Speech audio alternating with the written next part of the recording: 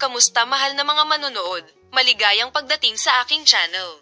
Sina Tuba Buyek Usten at Enjan Akurek ay nagbibilang ng mga araw upang makilala ang kanilang sanggol. Ang aktres na si Tugba Buyek Usten, na matagal nang magkasama, at ang kanyang kasamahan na si Enjan Akurek ay ikinasal sa Italia.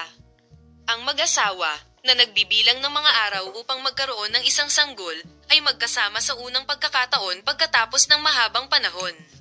Sina Enjan Akurek at Tugba Buyek Usten, na magkasintahan sa loob ng halos isang taon at kalahati, ay natapos ang kanilang kaligayahan sa kasal sa Roma nitong mga nakaraang linggo.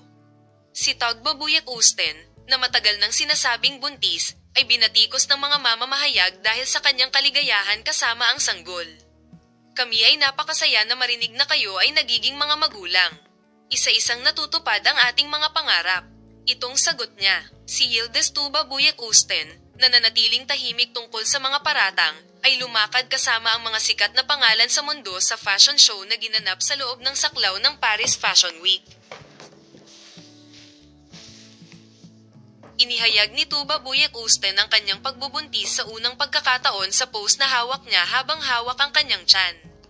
Nakatawag din ng atensyon ang pagbabahagi niya ng kanyang yeni photo kasama ang kanyang asawang si Tugba Buyek Usten sa kanyang social media account. Ang mga larawan ng mag-asawa na nagbibilang ng mga araw upang magkaroon ng isang sanggol ay pinahahalagahan. Ang mag-asawang aktor ay pumasok sa mundo sa isang simpleng seremonya ng kasal sa Roma, ang kabisera ng Italia.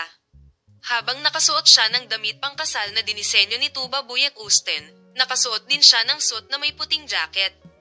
Ang sikat na mag-asawa ay nagbahagi ng mga bagong larawan mula sa kanilang kasal sa kanilang social media account na may tala 2024. Salamat sa panonood ng aking video Palem, makita ka sa mga bagong video.